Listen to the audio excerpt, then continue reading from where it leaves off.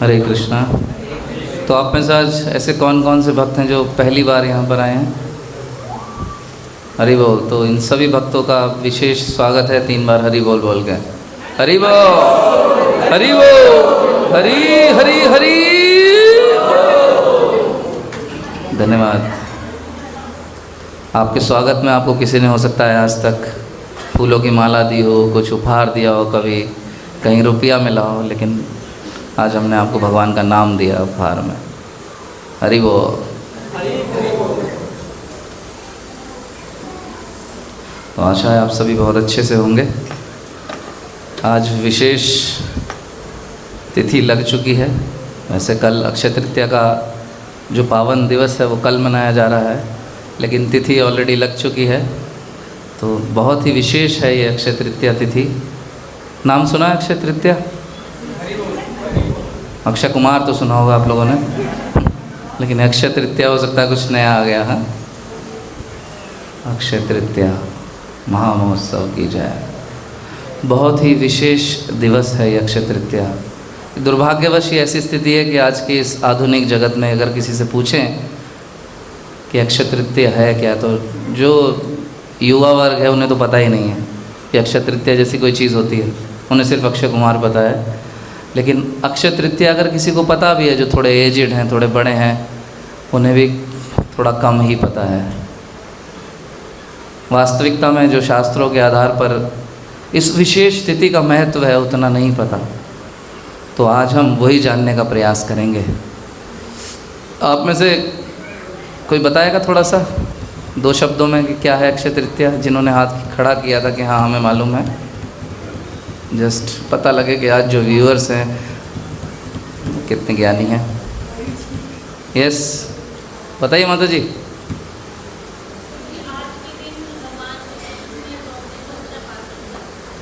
भगवान श्री कृष्ण ने द्रौपदी को अक्षय पात्र दिया था। अच्छा, द्रौपदी की लाज बचाई थी। और कुछ?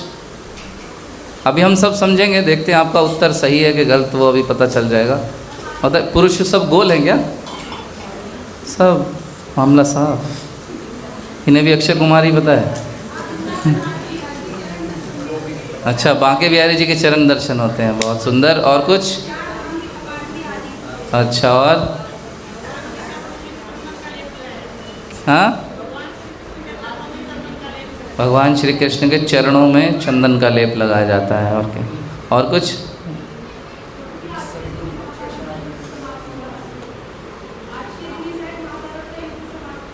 आज के दिन महाभारत का युद्ध समाप्त हुआ था। अच्छा अच्छा, और कुछ एक आध तो बता दो, थोड़ी लाज तो रख लो। कुछ नहीं, एक भी बात नहीं पता। एक तो ऐसी है जो सबको पता है, लोग सोना खरीदने जाते हैं। हाँ हाँ हाँ हाँ, तो ये तो बताओ कम से कम। ये बोल नहीं रहे कि हो सकता है किसी की वाइफ आई हो, किसी गलती से सुन लेगी सोना खरीदने जाते हैं, तो क्लास के बाद तुरंत कहेगी चलो ज्वेलरी शॉप पे। यस, ये कह रहे हैं आज के दिन जो पुण्य कमाया जाता है उसका कभी क्षय नहीं होता। Yes, very good. ये कह रहे हैं बिना किसी शुभ मुहूर्त के देखे पत्नी के पांव दबाए जा सकते हैं आज के दिन।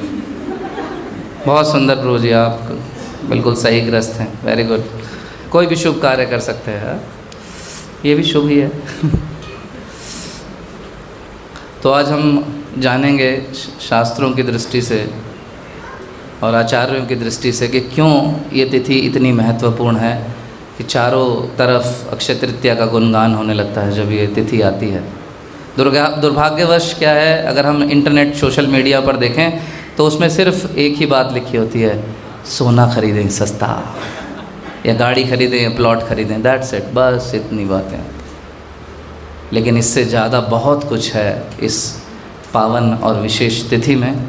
आप सब कॉपी पेन लेके आए हैं? अच्छा, कौन कौन नहीं लेके आया? अरे आप तो पहली बार आए हो, आ गए ही बहुत है। कौन कौन नहीं लेके आया? जो पिछली क्लास में था, पिछली किसी क्लास में था और आज भी नहीं लेके आया कॉपी, वो भाग्यशाली विजेता हाथ ऊपर करेंगे। क्यों भाई, हम खरीद दें कॉपी पेन? युद्ध पे निकले हो बिना बंदूक के, हैं, ज़रूर रखा कीजिए।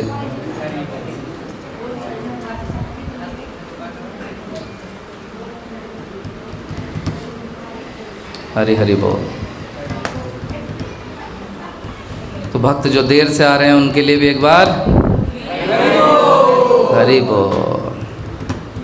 जो देर से आते हैं उनकी बड़ी वैल्यू रहती है ना, आ गए।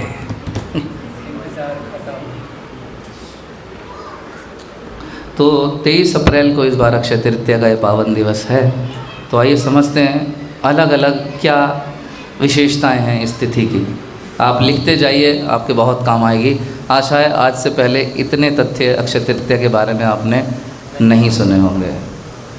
तो सबसे पहला, जैसा भी प्रभु जी कह रहे थे कि इस दिन किए गए कार्यों का फल जो है वो अक्षय होता है। अक्षय मतलब जो कभी खत्म ना हो। तो हम क्या सुनते हैं, तुरंत कहाँ चले जाओ, सोना खरीद लो, तिजोरियाँ भर लो, कभी खत्म नहीं होना चाहिए। माता लक्ष्मी की कृपा सदा बनी रहे। सुख संपत्ति घर आवे, कष्ट मिटे तन का, ओम जय जगदीश हरे। इसमें जगदीश की ज़्यादा ध्यान नहीं कर रहे होते सब। जगदीश मतलब भगवान विष्णु, उनका ध्यान कम रहता है। तुम आओ मत आओ ऑप्शनल है, हे लक्ष्मी मैया तुम जाना मत। और विष्णु जी कह रहे हैं मैं चला जाऊं, देख लो मर्जी है तुम्हारी।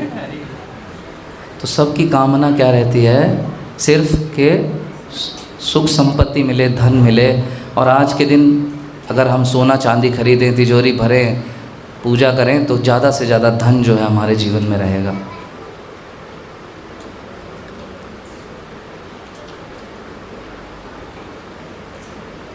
लेकिन करना क्या चाहिए हमें, ज़्यादा से ज़्यादा। ये धन, ये पैसा, ये दौलत अक्षय नहीं हो सकती। सोना खरीदोगे चोर चुरा कर ले जा सकता है। हो सकता है आपके सगे संबंधी आपका मर्डर कर दें, जिनको बताओगे मैंने 18 किलो सोना खरीद के रख दिया है तिजोरी में। अगले दिन आपका काम वही तमाम कर देगा, मारो इसे और लूट लो। और चलो नहीं भी लूटा, मरने वाले तो हो ही। कितने साल, 10 साल, 20 साल, 50 साल, इससे ज़्यादा नहीं रहोगे। भीष्म पितामह जिनके पास इच्छा मृत्यु का वरदान था, वो भी 425 वर्ष की आयु में चले गए थे। भगवान स्वयं 125 वर्ष की आयु में चले गए। गौरांग महाप्रभु श्री कृष्ण 48 वर्ष की आयु में चले गए। हम तुम बचने वाले हैं क्या? लेकिन रहते ऐसे हैं यहाँ जैसे सदा सदा के लिए रहना है। सोना बटोर लो, धन बटोर लो, तिजोरियाँ भर लो। माता जी हरे कृष्णा, हरि बोल। आप कृपया शांति का दान दें, नहीं तो 11,000 का दान ले लेंगे हम, मर्जी आपकी है। तो हम ऐसे जीते हैं कि जैसे कभी मरने वाले नहीं है। धन बटोर लो, हमेशा रहे धन, लेकिन वो रहने वाला नहीं, सब टेम्परेरी धन है। असली धन जो है भगवान का नाम, जो इस मृत्यु के उपरांत भी व्यक्ति के साथ जाता है, जीवन के साथ भी और जीवन के बाद भी। LIC नहीं जाएगी, भगवान का ये नाम जाएगा। लेकिन इस नाम के ऊपर हमारा कोई जोर नहीं है। तो इस विशेष तिथि पर जितना अधिक हो सके भगवान के नाम का गुणगान करना चाहिए। ये नाम सदा सदा हमारे साथ रहता है। भगवान के एक नाम लेने का फल क्या है, हमने बहुत सारी कथाओं में सुना है। तो जो पूरे मन से भगवान की 16 माला जप करते हैं, 32 माला जप करते हैं, और पूर्ण हृदय से भगवान का नाम संकीर्तन करते हैं, उस पर नृत्य करते हैं, जो भी हमने किया, तो इसका फल जो है अक्षय है। इसका अंदाज़ा आप लगा नहीं सकते कि ये जो कार्य आपने अभी किया थोड़ी देर पहले, जो देखने में जस्ट एक सामान्य सी गतिविधि लग रही थी, मनोरंजक गतिविधि, उसका क्या लाभ आपको मिलने वाला है। हमने पिछली क्लास में पढ़ा था, कोई उपहास में, मनोरंजन में किसी को गाली देते हुए कैसे भी भगवान का नाम पुकारे, उसको लाभ मिल जाता है। तो जो पूर्ण समर्पित भाव से भगवान के लिए कथा कीर्तन करता है, नृत्य करता है, उसका फल वास्तव में कितना अक्षय होगा, इसका अंदाज़ा स्वयं देवी देवता भी नहीं लगा पाते, स्वयं ब्रह्मा जी नहीं बता पाते, स्वयं शेषनाग बलराम जी वो क्या कहते हैं, इस भगवान के एक बार नाम लेने का कितना फल है मैं भी अंदाज़ा नहीं लगा सकता।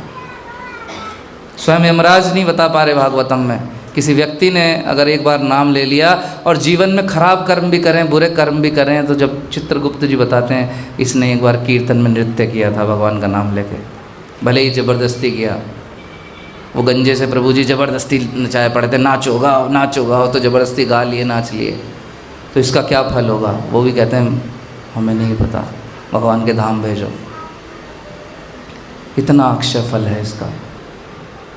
तो इस विशेष तिथि पर ज्वेलरी शॉप जाओ या मत जाओ, भगवान के दर्शन ज़रूर करने चाहिए, उनका नाम संकीर्तन जो है उसमें भाग ज़रूर लेना चाहिए, उनका प्रसाद पूरी श्रद्धा से ज़रूर खाना चाहिए। ये तो कर सकते हैं ना, बस यही सफलता है इस अक्षय तृतीया की। जैसा प्रभु जी बता रहे थे, ये तिथि बहुत ही महत्वपूर्ण है, एक बहुत शुभ मुहूर्त है ये, जिसमें किसी तरह के, जैसे हम होता है ना ज्योतिषियों के पास जाते हैं कुछ शुभ कार्य कराना हो, जी मुझे गाड़ी खरीदनी है, कब शादी करनी है, जी मुझे सारी ज़िंदगी दुखी ना रखे लड़की, इसलिए सही मुहूर्त में शादी हो जाए। वो एक अलग बात है कि ऐसा कोई मुहूर्त होता ही नहीं है आप कितना भी शुभ देख के करो, क्षमा करें माताएं तो चार यहाँ पर तिथियाँ मैं ऐसी बता रहा हूँ आपको, जिसमें वास्तव में ये जो ज्योतिषीय मुहूर्त होता है वो देखने की आवश्यकता नहीं पड़ती। आप बिना किसी से सलाह लिए कोई जो शुभ कार्य करना हो इस तिथि में कर सकते हो, वो अक्षय होगा। कार्तिक मास का पहला दिन, जो कार्तिक मास है उसके पहले दिन बिना किसी से पूछे कुछ भी करो। बसंत पंचमी, किसी से शादी सुझवाने की ज़रूरत नहीं है, आँख मीच के कर लो, हो गया। मकान खरीदना है, दुकान खरीदना है, खरीद लो। ज्वेलरी खरीदनी है तो वो भी चलेगा। विजयदशमी, दशहरा का दिन, और अक्षय तृतीया, तो ये बहुत ही विशेष अवसर है। अगर आप कोई ऐसे कार्य करने वाले हैं, मतलब या सोच रहे हैं जो अभी पेंडिंग चल रहा है, तो कल के दिन आप उस कार्य को बिल्कुल पूर्ण विश्वास के साथ कर सकते हैं। कल है परशुराम जयंती। परशुराम जी का नाम आपने सुना ही होगा। अब तो परशुराम सेना भी है अब तो एक, है ना, वो अलग बात है, वो उनके कार्य परशुराम जी से थोड़े अलग है। परशुराम जी कौन है?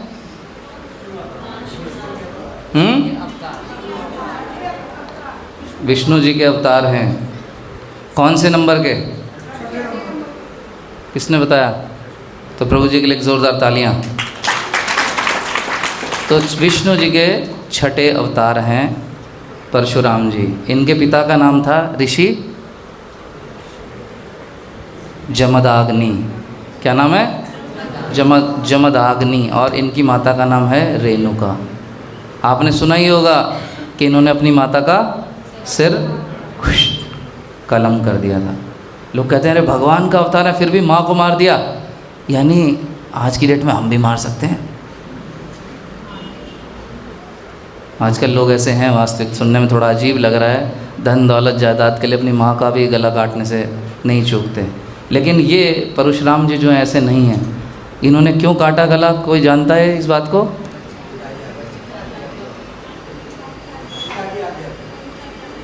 पिता की आज्ञा का पालन करने के लिए। पिता जो है बहुत महान ऋषि थे। इनकी माता जो है एक बार सरोवर पर जल लेने गई, वहाँ से आने में बहुत विलम्ब हुआ उनको।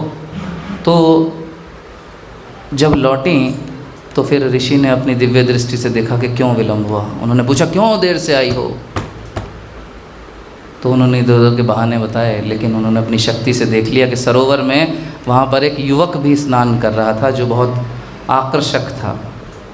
तो उसको देखकर वो मोहित हो रही थी। तो उन्होंने झूठ बोला लेकिन अपने हस्बैंड से। तो उन्होंने क्या किया, उनके 5 पुत्र थे। 5 पुत्र में एक थे विश्ववसु, एक वसु, एक परशुराम जी, एक रुक्मवान थे, और एक थे शिष्णु, क्या नाम था उनका, शुष्णु करके कुछ ऐसा नाम था। तो ये टोटल 5 भाई हैं। तो इन पांचों में चार जो सबसे छोटे हैं परशुराम, तो जो पहले चार थे उनको बुलाया, उन चारों को बुलाया और कहा, एक एक करके कहा, तुम्हारी माँ ने मुझसे झूठ कहा है, तुम क्या करो, इसका सर कलम कर दो।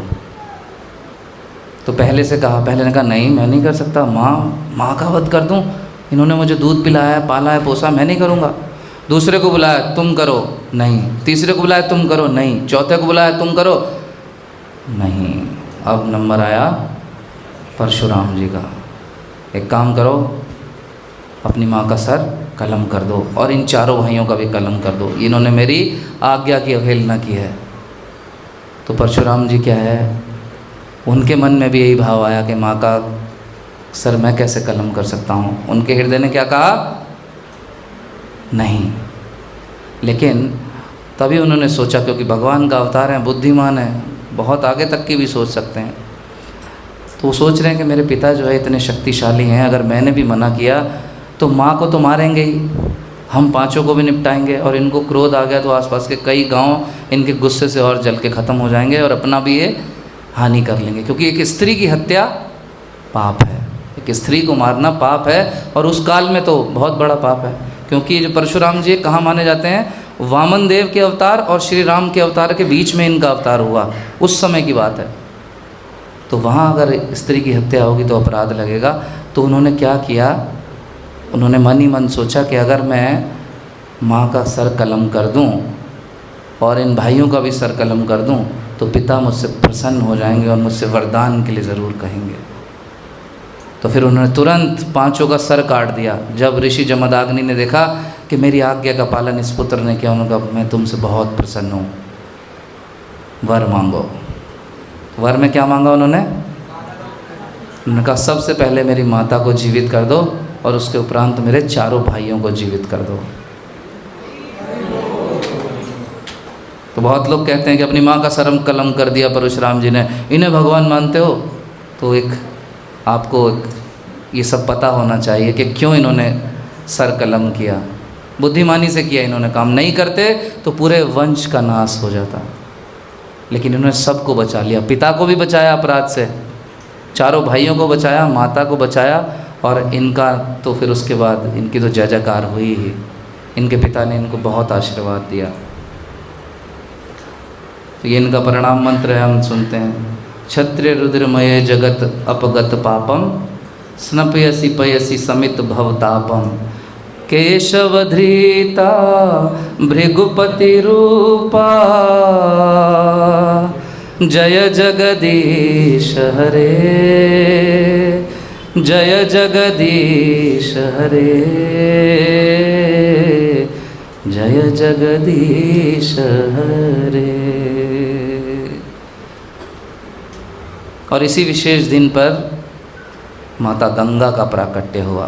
बोलो गंगा मैया की। लोग जाते हैं ना गंगा स्नान करने, क्यों जाते हैं?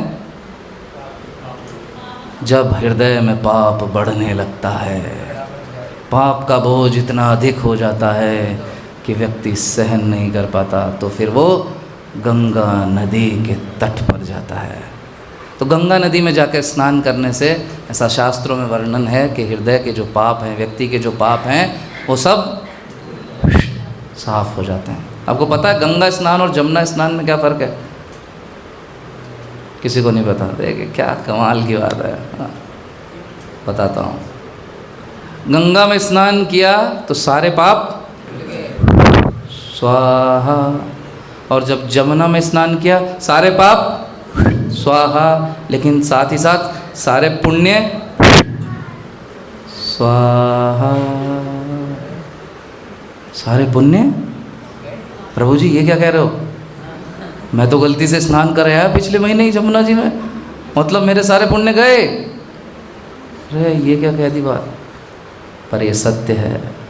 जमुना जी की इतनी महिमा है कि व्यक्ति, उसके हृदय में पुण्य पाप जितने हैं, उसके अकाउंट में जितने हैं, जैसे ही जमुना जी में आपने डुबकी लगाई, जय जमुना मैया, सारे साफ। क्योंकि अगर पाप होंगे तो फिर इस भौतिक जगत में जन्म लेना पड़ेगा, दुख झेलने के लिए, कष्ट सहन करने के लिए। और अगर आपके खाते में पुण्य कर्म होंगे तो फिर सुख भोगने के लिए आपको इसी भौतिक जगत में जन्म लेना पड़ेगा।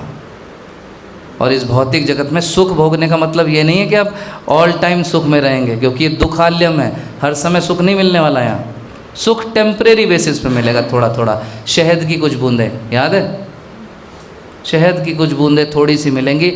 जन्म का दुख तो झेलना ही पड़ेगा। माँ के गर्भ में 9 महीने आप रहोगे, कीड़े भी काटेंगे, माँ ने गोलगप्पे खा लिए तो उसकी मिर्ची लगेगी आपको, वो दर्द तो झेलना ही झेलना है। जन्म ले लोगे, उसके बाद बुढ़ापा आपको आएगा। बुढ़ापा आएगा तो शरीर आए मर गए, घुटनों का दर्द हो रहा है। फिल्म स्टार्स बड़े बड़े बन जाते हैं, बड़े बड़े करोड़पति, उनको बीमारियां नहीं होती। कष्ट तो झेलना है, सुख तो भोगना है, लेकिन कष्ट साथ में फ्री मिलता है उसके। बीमारियों के दर्द और उसके बाद मृत्यु का। तो यहाँ आओगे भले ही सुख भोगने के लिए, लेकिन दर्द जो है स्पेशल बम्पर ऑफर में मिलेंगे आपको, तो दुख तो झेलना ही पड़ेगा। तो बेस्ट ऑप्शन इज़ यहाँ रहना ही ना पड़े, क्योंकि ये बड़ा अस्वाभाविक है हमारे लिए इस भौतिक जगत में रहना। लोग कहते हैं बड़े आराम से रहते हैं यहाँ। वास्तव में अगर हम भगवत धाम के हैं, हम भगवान के शाश्वत अंश हैं कि नहीं हैं, तो ये भौतिक जगत हमारे लिए एक जेल की तरह है। वैसा ही समझो, एक मछली जैसे जल में रहती है, उसे जल से निकाल के मट्ठे के तालाब में छोड़ दो, कह रहे मदर डेयरी का मट्ठा है, पागल तैर ले, उसको मज़ा नहीं आने वाला, कष्ट में ही रहेगी। वैसा ही है, उसको स्वाभाविक आनंद जल में ही आएगा। तो अगर हम भगवान के शाश्वत अंश हैं, तो हमें असली आनंद भगवान के साथ उनके धाम में ही आएगा। यहाँ रहना हमारे लिए असहज है। तो क्या ऑप्शन अच्छा है कि हम निकल लें। तो ये कब संभव है? जब पुण्य और पाप दोनों का अकाउंट 0। तो अच्छा है ना, जमुना जी में भी स्नान करें, लेकिन ये गंगा जी जो है बड़ी पावन है, इनका जल इतना पवित्र है, 1 साल 2 साल 10 साल बोतल में बंद करके रखो, कभी खराब नहीं होता। क्यों? क्योंकि भगवान वामन के चरणों को स्पर्श करके निकलती हैं। सोचिए, जो भगवान के चरणों को स्पर्श करे वो इतना पावन कर देती है, तो वो भगवत गीता जो भगवान के मुख से निकली वो क्या कर देगी। गीता सुगीता कर्तव्य किमन्य शास्त्र विस्तरे, या स्वयं पद्मनाभस्य मुख पदा द्विनिष्ठा। जो मुख से निकली है, उस भागवत गीता का पाठ करने से कितने पवित्र हो सकते हैं हम। तो ऐसी गंगा मैया का प्राकट्य आज इस अक्षय तृतीया जो कल है उस पर हुआ है। और भगवान शिव की महानता देखिए, जब भगीरथ जी ने गंगा माई को बुलाया अपने पुरखों के तर्पण के लिए, उनके उद्धार के लिए, और गंगा मैया को इस पृथ्वी पर आना था, तो कोई था नहीं ऐसा जो उनके वेग को सहन कर सके, सिवाय एक के, हर हर शंभु। तो शिव जी ने अपनी जटाओं में जो है गंगा मैया को ले लिया। तो ऐसे महान गंगा मैया और शिव जी भगवान की जय। इसी विशेष दिन पर शुरुआत हुई महाभारत की रचना की। महाभारत जिसका एक छोटा भाग है भगवत गीता। कितने श्लोक हैं महाभारत में? 700 तो भगवत गीता में। महाभारत में जनरली ऐसा सुना जाता है कि 1 लाख श्लोक हैं। श्रीमद् भागवतम में 18,000, भगवत गीता में 700। जो कॉपी पेन नहीं लाया उसे नींद आएगी, ये तो पक्की बात है।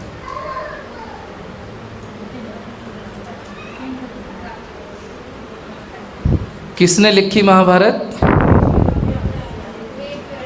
किसने लिखवाई? गणेश जी ने लिखी। तो फटाफट लिखनी थी। वेद व्यास जी को बूढ़े थे, उन्होंने सोचा अब क्या करूं, फटाफट पूरी भी करनी है, तो किसी ऐसे को बुलाऊं जो फटाफट लिखता चला जाए, कोई चतुर बुद्धिमान। विनती किससे की? जय गणपति बप्पा। हाँ, बप्पा बप्पा, गणपति बप्पा मोरया, जल्दी आओ जल्दी आओ। व्यासदेव भी कह रहे हैं जल्दी आओ। तो गणपति बप्पा पहुँचे व्यासदेव के पास कि तुम्हें लिखना है। तो गणपति ने कहा ठीक है, एक शर्त है बस, लिख दूंगा, बीच में रुक मत जाना। जहाँ तुम रुके, तो जैसे वो था ना विक्रम वेताल, तू बोला मैं चला। तो इन्होंने कहा अगर तू रुका तो मैं चला, उसके बाद मैं नहीं लिखूँगा। तो व्यासदेव भी कौन है? वो भी भगवान के शक्ति अवेश अवतार है, वो भी अवतार है भगवान के, व्यासदेव भी।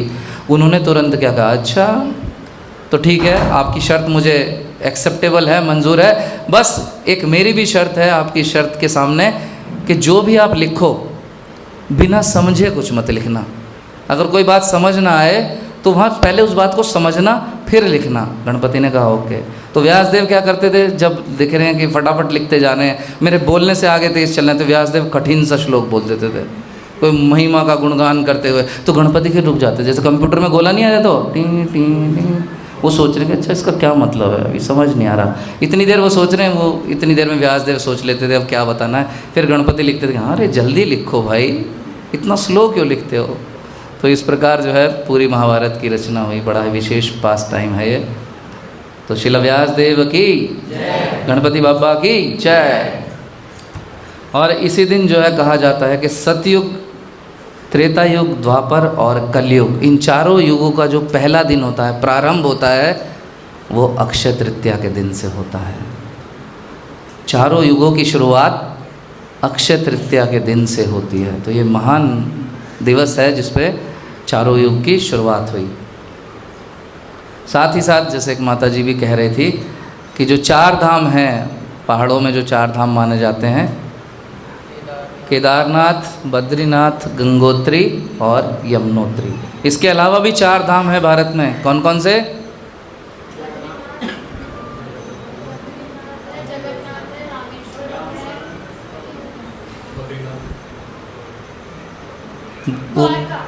ऊपर बद्रीनाथ, नीचे रामेश्वरम, दाएं जगन्नाथ जी और बाएं द्वारकापुरी। ये चार धाम हैं मुख्यतः। लेकिन ये चार धाम जो है ये पहाड़ों के हैं। तो ये चारों धामों के जो पट हैं, ऐसा कहा जाता है कि अक्षय तृतीया पर खुलते हैं, लेकिन कभी कभी वो डेट आगे पीछे भी हो जाती है द्वार खुलने की। लेकिन जो भगवान का दर्शन प्रारंभ होता है इन चारों धाम में, वो अक्षय तृतीया के दिन से होता है ना विशेष दिन। बोलो भगवान बद्री विशाल की जय, बोलो केदार बाबा की जय जय, बोलो बांके बिहारी लाल की जय। तो इसी विशेष दिन पर जो है बांके बिहारी जी के दर्शन, उनके चरणों के दर्शन होते हैं। बिहारी जी के दर्शन तो मिलते रहते हैं साल भर, लेकिन उनके चरणों के दर्शन विशेषतः इस अक्षय तृतीया के दिन पर होते हैं। अगर कोई कल जाके ब्रज में, वृंदावन में बिहारी जी के दर्शन करेगा तो चरणों के दर्शन प्राप्त कर सकता है। लेकिन भीड़ इतनी होगी कि हो सकता है कि या तो आप बाहर निकल कर आओ या फिर आपकी खबर। तो वास्तव में बहुत भीड़ है, थोड़ा संभल के जाना अगर जाने का प्लान है तो बहुत ही विशेष दिवस है। बांके बिहारी जी भगवान के बाल रूप हैं। ये बाल रूप है भगवान का, और ये स्वयंभू हैं। किसी आर्टिस्ट ने, कलाकार ने इनकी मूर्ति का निर्माण नहीं किया है। हाँ,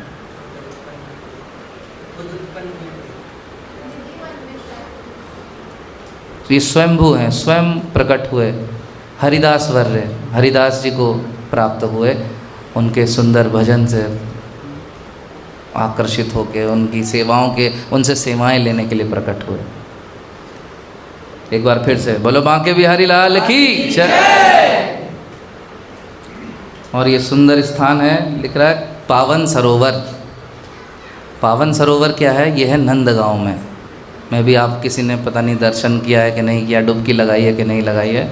लोग क्या क्या करते हैं, अनेक अनेक तीर्थ पर जाते हैं। ये बहुत पुराने समय से हमारे भारतवर्ष में चलता है कि हम सब भिन्न भिन्न तीर्थों पर जाते हैं। तो एक बार की बात है कि नंद बाबा वो तैयार हो रहे थे। दिन था अक्षय तृतीया का, बिल्कुल सजे धजे, पगड़ी वगड़ी बांध के बिल्कुल तैयार। कन्हैया उनने उनको देखा, बोले अरे बाबा कहाँ जा रहे हो? मैं जा रहा हूँ प्रयागराज स्नान करने के लिए। आज अक्षय तृतीया है, बहुत पावन दिन है। वहाँ पर 2-3 नदियों का, गंगा जमुना सरस्वती, इनका मिलन होता है। तो वहाँ स्नान करने से व्यक्ति के पाप धुल जाते हैं और हृदय निर्मल होता है और भगवान विष्णु की भक्ति प्राप्त होती है। तो मैं उनका इस स्थान पर जो है स्नान करने जा रहा हूँ। बोले अरे बाबा तुम भी कच्छो ना जानो, वहाँ जाने की क्या ज़रूरत है, गर्मी बहुत हो रही है। यहीं रुको, मैं सबको गंगा जमुना सरस्वती यहीं बुला रहा हूँ। तो तुरंत मंत्र फूका और तुरंत गंगा जमुना सरस्वती कावेरी जितने भी नाम आपने सुने होंगे सब तुरंत हाजिरी में। Yes sir. तो तुरंत जिस प्रकार आपने सुना होगा जब राधा कुंड और श्याम कुंड का प्राकट्य हुआ, सभी नदियों के जल वहाँ पर आए, उसी प्रकार इस पावन सरोवर में सभी नदियाँ जो प्रकट हुई और अपना उन्होंने जल प्रदान किया। और उसके बाद जो है नंद बाबा ने इस पावन सरोवर में स्नान किया इस पावन अक्षय तृतीया के दिन। हरि हरि बोल, पावन सरोवर की। तो जब भी आप जाएं नंदगांव बरसाना की ओर, पावन सरोवर में जाके स्नान ज़रूर करें। स्नान नहीं कर सकते, अगर स्नान करना आपको अच्छा नहीं लगता है, आजकल लोगों को बहुत संडे टू संडे वाले हैं और गलती से शनिवार को चले गए नंद, तो आज कैसे स्नान करें, हमारा शेड्यूल तो संडे का है, तो आप आचमन कर सकते हैं। अरे अच्छा, उनके क्यों हाथ मार रहे हो, ऐसा है क्या? अक्षय पात्र, ये हमने सुना है नाम अक्षय पात्र का।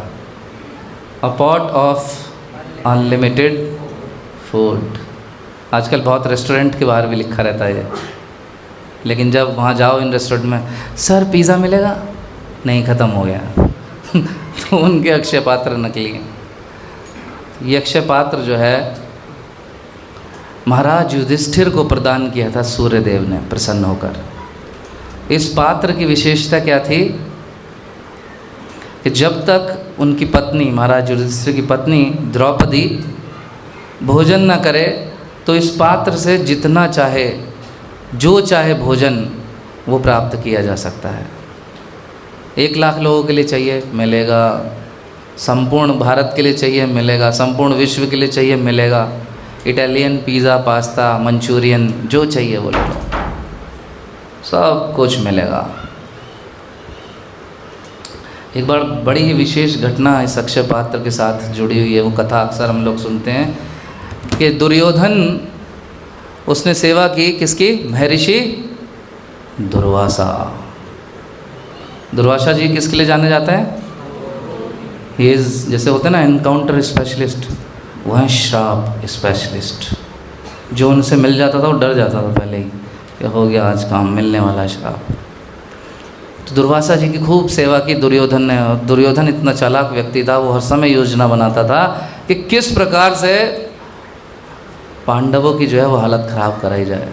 तो बोले दुर्वासा जी आप बड़े दयालु हैं, आपकी सेवा करके मेरे हृदय में जो है असीम आनंद हो रहा है, और मैं जो हूँ अपने भाइयों से बहुत प्रेम करता हूँ। बेचारे जो हैं वो साजिश का शिकार होके वन में रह रहे हैं, तो मैं चाहता हूँ ये जो आनंद मुझे प्राप्त हुआ आपकी सेवा का, ये इन पांडवों को भी प्राप्त हो जाए। तो आप क्या करो, मैं आपको एड्रेस दे रहा हूँ, गूगल लोकेशन दे रहा हूँ, आप वहाँ पर उनके पास चले जाओ और उनसे भी सेवा लो। और उस समय दुर्वासा जी के साथ ऐसा कहा जाता है, बहुत सारे उनके साथ उनके शिष्य थे। वो बेचारे पांडव लोग कंदमूल खा के तो काम चला रहे हैं, बेर खा लिए, अमरूद मिल गए वो खा लिए, आम तरबूज कुछ मिल गया, लौकी मिल गई खेत में से कहीं खा ली। और वहाँ दुर्वासा जी पहुँच गए खूब सारे अपने शिष्यों के साथ, और जाके मिले पांडवों से और पांडवों का आशीर्वाद दिया, मिले, प्रणिपात हुआ। उसके बाद बोले हम अभी जो है स्नान करके लौट के आ रहे हैं, हम और हमारे सभी शिष्य भूखे हैं। जगत गुरु श्रील प्रभुपाद की जय। हम और हमारे सारे शिष्य अभी भूखे हैं, हमारे लिए तुम फटाफट से गर्मा गर्म रसोई बनाओ और स्नान करके आने के बाद हम भोजन करेंगे। युधिष्ठिर क्या बोले होंगे? जी ऋषि आप बिल्कुल आइए, हम रसोई तैयार कराते हैं। अब अंदर तो व्यवस्था कुछ है नहीं, भागे भागे पहुँचे, सोच रहे थे अक्षय पात्र तो है ही। द्रौपदी फटाफट से अभी जो है स्नान करके दुर्वासा ऋषि आ रहे हैं, तुम व्यवस्था कर दो सभी उनके और उनके शिष्यों के लिए भोजन की। बोले मारे गए। क्या हुआ? बोले मैंने जस्ट अभी 5 मिनट्स बैक लंच प्रसाद ले लिया है। I have already taken my lunch Yudhishthir, no help, can't do anything. क्या करें अब? सबके पसीने छूट गए। क्या भीम, क्या अर्जुन, क्या नकुल, क्या सहदेव, क्या युधिष्ठिर, सब परेशान, क्योंकि सबको पता है कोई साधारण ऋषि तो आया नहीं है। श्राप स्पेशलिस्ट दुर्वासा ऋषि पहुँचे हैं। सोचो स्नान करके वो आके पहुँचे और कह रहे हो फटाफट परोस दो, और आप कहो कि नहीं कोई व्यवस्था नहीं है। हरि बोल, हरि बोल। तो बड़ा डरे वो, उधर वो स्नान कर रहे हैं, इधर ऐसे में अब क्या होगा। जब भी दुर्योधन पांडवों को जब भी कोई समस्या आती थी, फिर कौन तारणहार, हे गोविंद हे गोपाल, हमारी जो है लाज बचाओ। तुरंत जो है भजन कीर्तन वहाँ शुरू हो गए, हरे कृष्णा सब कीर्तन कर रहे हैं, झोपड़ी से आवाज़ आ रही है कि बचाओ बचाओ। तो जैसे ही पुकारा द्रौपदी ने, तो कृष्ण जो है तुरंत पहुँच गए। Yes, how can I help you, कैसे तुम्हारी मदद की जाए। तो द्रौपदी ने बताया कि आज मारे गए। उनका द्रौपदी और कृष्ण का कैसा संबंध है, फ्रेंडशिप रिलेशनशिप, के सखा आज तो हम फंस गए, ऋषि दुर्वासा आ गए कि चलो ठीक है वो तो आ गए इतने सारे, उनके लिए व्यवस्था नहीं है, मैं आया हूँ, मुझे तो कुछ पूछ लो, कुछ नाश्ता कलेवा। कुछ भी नहीं है आज तो, करे कुछ तो होगा, कुछ तो दे दो, भूख लगी है मुझे भी। कि नहीं कुछ नहीं, जाके एक बार चेक करो किचन में। तो सब जानते थे अगर कृष्ण किसी बात को कह रहे हैं तो उसके पीछे कोई अर्थ होता है। ये विश्वास था पांडवों का, हमारा नहीं होता कि अगर कृष्ण ने हमें इस परिस्थिति में रखा है जिसमें भी हम हैं, तो इसके पीछे भी कृष्ण का कोई संदेश होगा हमारे लिए। हम ये नहीं मानते, लेकिन पांडव किसी भी स्थिति में रहे हों जीवन की, कितने भी कष्ट में दुख में रहे हों, कृष्ण ने जो कहा उनको पूर्ण विश्वास होता था कि कृष्ण ने जो स्थिति रखी है वो हमारे लिए उत्तम है, बेस्ट है, और कृष्ण जो कह रहे हैं उसके पीछे हमारा हित छुपा है। तो तुरंत द्रौपदी किचन में गई, उन्होंने देखा अपने अक्षय पात्र को, तो उसमें उन्हें क्या दिखाई दिया, चावल का एक दाना, खीर, मीठी खीर ली थी उन्होंने बाद में अंत में, तो उसका एक चावल का कण लगा हुआ है। रह ही जाता है हमारे घर में फ्राइंग पैन में, जब मैं चावल वावल बनाता हूँ उसके बाद देखता हूँ बहुत सारे बच के रह जाते हैं। तो ऐसे ही फिर क्या किया, द्रौपदी ने कहा हे कृष्ण बस एक ही दाना बचा है। अरे एक दाना, अन्न का ये एक दाना सुख देगा मुझको मन माना। तो लाओ, फिर कृष्ण ने उसको भी क्या कहा, आधा तुम सेव करके रख लो, आधा दे दो मुझे। तो और जैसे ही कृष्ण ने खाया तो एक तृप्ति की डकार ली। मुझे अच्छे से नहीं मिमिक करना आया तो जैसे ही कृष्ण ने डकार ली, कृष्ण तुष्टम जगत तुष्टम, तो उधर नदी पर स्नान करे जितने भी दुर्वासा ऋषि के शिष्य थे, सबको क्या हुआ, अरे महाराज ये क्या अभी तो इतनी भूख लगी थी, अभी अचानक ऐसा क्यों लग रहा है, मेरी जीवा पर खीर का स्वाद क्यों आ गया। सबको डकारे, मेरी भी जीभ पर बड़ी स्वादिष्ट खीर का स्वाद आ रहा है। इतने में दुर्वासा ऋषि कहते हैं अरे भाई हम उसको कह के आए हैं युधिष्ठिर को कि फटाफट रसोई तैयार करे, और हो सकता है तैयार भी होगी, वो वहाँ जाना है, लेकिन अब पेट में जगह बिल्कुल नहीं है। इधर कृष्ण ने कहा भीम से जाओ और दुर्वासा ऋषि को बुला के लाओ। उधर दूर से भीम किनारे पे खड़े होकर आवाज़ दे रहा है, ऋषिवर आइए, रसोई तैयार है, आइए आइए। ऋषिवर क्या कह रहे हैं अपने शिष्यों से, दूसरे किनारे के दौड़ो और निकल लो यहाँ से, वरना ज़बरदस्ती मार मार के खिलाएगा, पेट में जगह नहीं है, भागो। सब जो है वहाँ से भाग गए। तो ये कृष्ण की कृपा है, सब वहाँ से दौड़ गए। देखिए कितनी बड़ी गंभीर समस्या थी, लेकिन कृष्ण ने रक्षा की। तो हमारे जीवन में भी ऐसी बहुत सारी समस्याएं आती हैं जो बिन बुलाए, अनवांटेडली, अननोइंगली कभी भी सामने आके खड़ी हो जाती हैं। लेकिन अगर हमारा समर्पण और विश्वास भगवान श्री कृष्ण में है तो फिर कोई वजह नहीं है कोई हमें अटका सके। बोलो भगवान श्री कृष्ण की जय।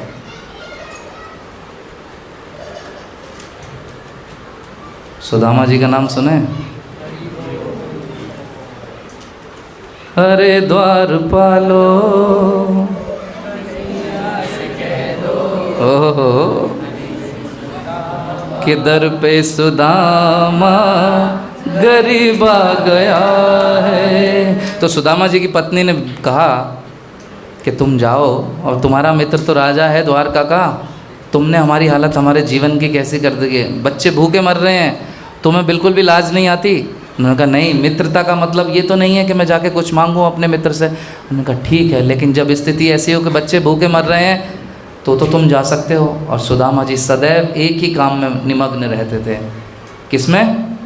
हरे कृष्ण कृष्ण कृष्ण हरे हरे, हरे राम राम राम हरे हरे। सदैव भगवान का स्मरण करते रहते थे कि मैं नहीं जाऊंगा। शुद्ध भक्त भगवान से मांगते ही नहीं, उन्हें पता है कि जो मेरे लिए ज़रूरी होगा वो खुद दे देंगे, मांगना किस लिए है। तो सुदामा मना करते थे, लेकिन पत्नी ने जब कहा कि जाओ जाओ जाओ और ये काम करो, थोड़े से पोटली में क्या दे दिए?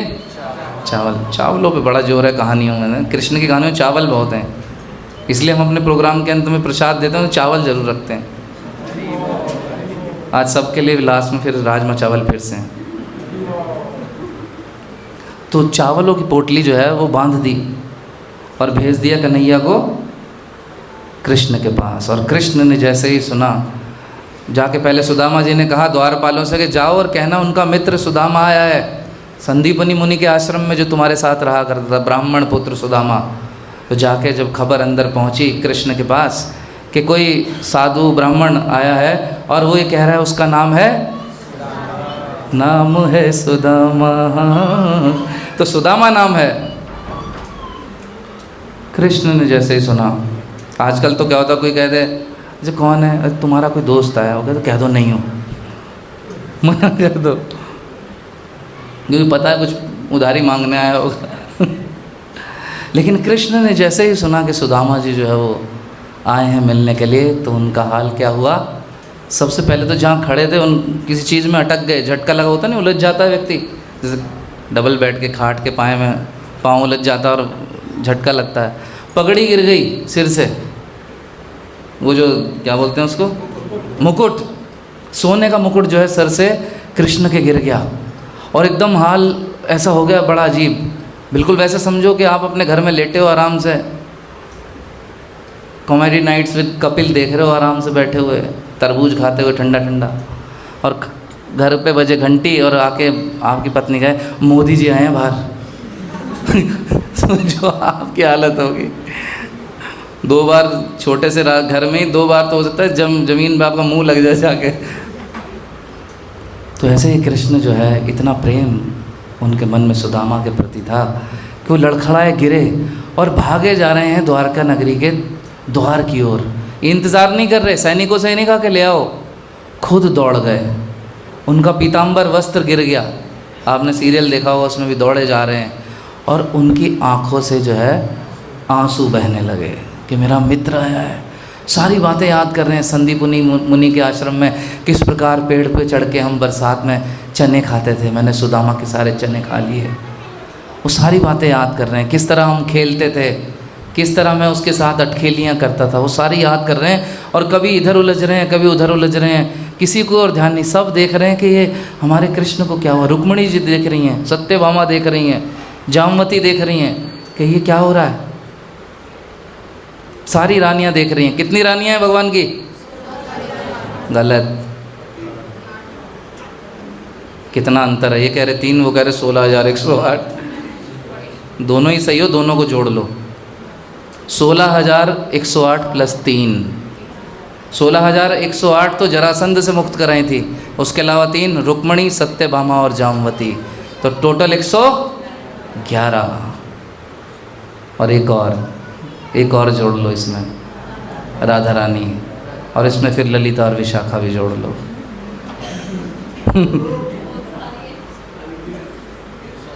आप मत फॉलो करने की कोशिश करना, एक संभाल लो बहुत। तो दौड़े जा रहे हैं, सब देख रहे हैं कि ये क्या हो रहा है कृष्ण को, ये कौन आ गया। वो सुनते ना उस भजन में, ये अचानक ये मेहमान कैसा अजीब आ गया है, कौन आ गया। दौड़े जा रहे हैं, किसी का इंतज़ार नहीं कर रहे। सारी रानियां पीछे पीछे दौड़ रही हैं, सेनापति पीछे पीछे दौड़ रहे हैं, और जैसे ही सुदामा से मिले उसको गले लगा लिया। जो द्वारपाल रोक के खड़े थे, हे पीछे रहो, वो देख रहे हैं कि ये क्या हुआ।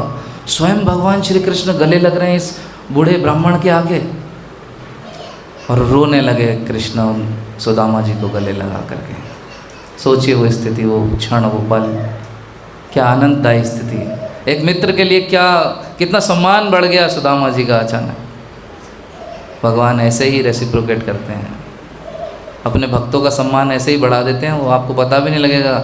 हम सोचते हैं कि मैंने कर दिया, जबकि समाज में सम्मान मिलता है ना, कुछ हम अचीव करते हैं, हम सोचते हैं इस सम्मान, ये जो अचीव किया है मैंने किया, लेकिन वास्तव में प्रदान कृष्ण ही करते हैं। तुरंत उनको लेकर गए सभी रानियों के साथ, और कहाँ बैठाया? अपने आसन पर, अपने शयन कक्ष में। शयन कक्ष मतलब बेडरूम। किसको ले जाते हैं? कोई बाहर से वैसे मिलने आया, बेडरूम में बिठाते हो क्या? बाहर ड्राइंग रूम है, उनके लिए बैठो, ड्राइंग बनाते रहो। लेकिन बेडरूम में बहुत घनिष्ठ व्यक्ति जाता है। अंदर ले गए अपने निजी कक्ष में, अपने आसन पर बैठाया, और रानियों सहित, उनकी जो रानियां थी, उन्होंने सुदामा जी के चरणों को धोना प्रारंभ किया, और भगवान ने भी उनके चरणों को धोया। किस प्रकार? अपने आंसुओं से धोया। देखिए कितना प्रेम भाव है सुदामा जी के प्रति। सारी बातें याद कर रहे हैं बचपन की, कैसे मैं सुदामा को खिलाता था, कैसे मैं सुदामा का भोजन खा लेता था, वो क्षणों को याद कर रहे हैं। तो ये जो घटना हुई, ये किस दिन हुई? अक्षय तृतीया के दिन है ना। मित्रता के लिए भी महत्वपूर्ण दिवस है। This is real friendship day. ये वो वाले फ्रेंडशिप डे नहीं कि वहाँ नकली वाले, वो कौन सा वैलेंटाइन वीक चल रहा है। असली फ्रेंडशिप ये है, असली फ्रेंडशिप डे है, ये है अक्षय तृतीया। तो किसी से असली मित्रता है आपकी, तो कल उसको कह सकते हो happy friendship day, happy Akshaya Tritiya. और इसी दिन क्या हुआ? द्रौपदी का जो चीरहरण हुआ। सोच सकते हैं भयानक स्थिति। आज तो घोर कलयुग है, जहाँ लड़कियाँ अभी शॉर्ट्स पहन के घूम रही होती हैं। अभी हम कल रजिस्ट्रेशन के लिए गए थे नॉलेज पार्क में, तो मेरे साथ एक भक्त और थे, वो कह रहे थे प्रभु जी किधर नज़र रखूं, इधर देखता हूँ तो फिर इधर वही, उधर देखता हूँ फिर इधर वही, मैं तो जा रहा हूँ घर। तो जहाँ ऐसी स्थिति है, वहाँ भी आज इस युग में भी अगर किसी परिवार के बड़े बूढ़ों के सामने किसी स्त्री के साथ ऐसा हो कि उसको निवस्त्र करने का प्रयास किया जाए, तो ये बड़ी लज्जामयी स्थिति होगी। उस स्त्री के लिए कितना घोर पेनफुल होगा ये, जबकि खुद ही ऐसे रहने लगी हैं। फिर भी सोचिए अब द्वापर युग में जिस सभा में भीष्म पितामह बैठे हैं, कृपाचार्य, द्रोणाचार्य, पांडव, उस सभा के भीतर एक सम्मानित राजा ध्रुपद की पुत्री, उसको निवस्त्र किया जा रहा है। उसके लिए क्या गंभीर स्थिति रही होगी। Can you imagine?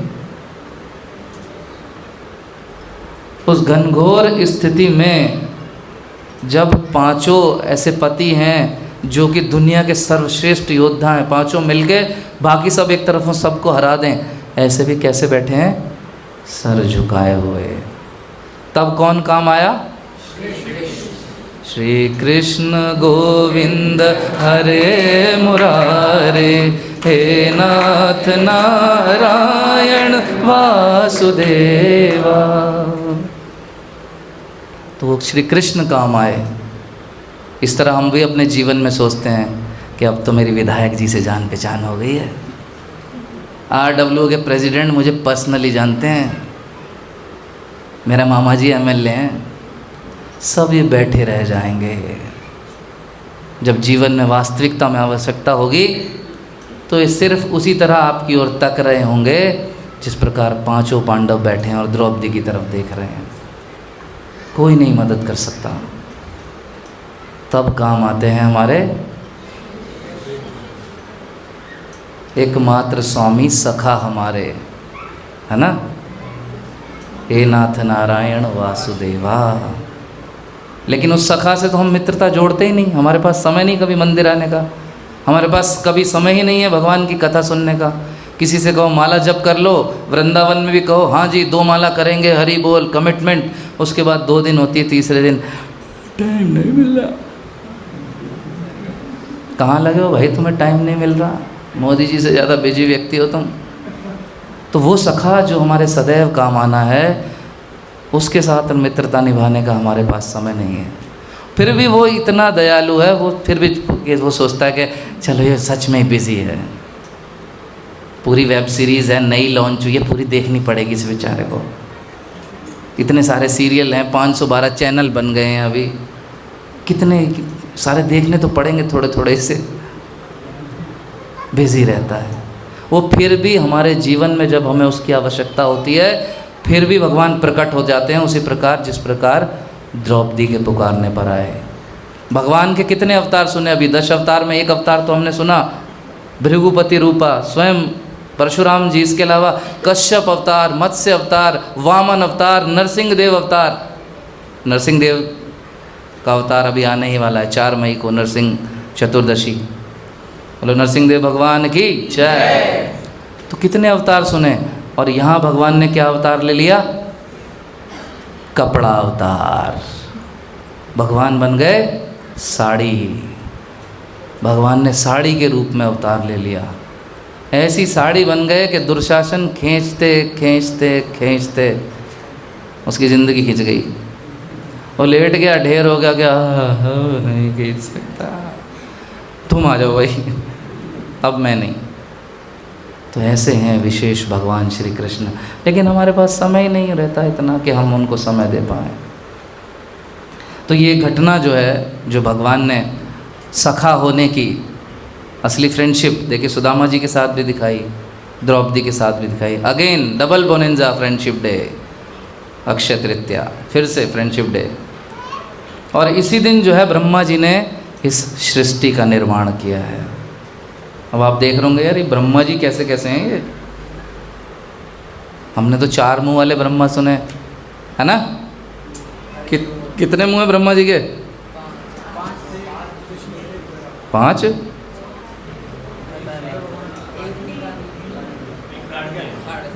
तुमने कौन सा सीरियल देखा था? तो अभी ब्रह्मा जी के 4 मुख हैं जो हमारे इस ब्रह्मांड में हैं, लेकिन अगर श्रीमद् भागवतम पढ़ते हैं तो ऐसे बहुत सारे प्लेनेट हैं, हर प्लेनेट के अलग ब्रह्मा हैं। तो एक स्थान पर स्तुति करने आते हैं ब्रह्मा जी, भगवान श्री कृष्ण अपने महल में हैं और द्वारपाल जाके कहते हैं कि ब्रह्मा जी मिलने आए हैं। तो भगवान पूछते हैं कौन से वाले Brahma? There are so many Brahmas, 4 मुखी, 10 मुखी, 100 मुखी, 1000 मुखी, ऐसे ब्रह्मा हैं।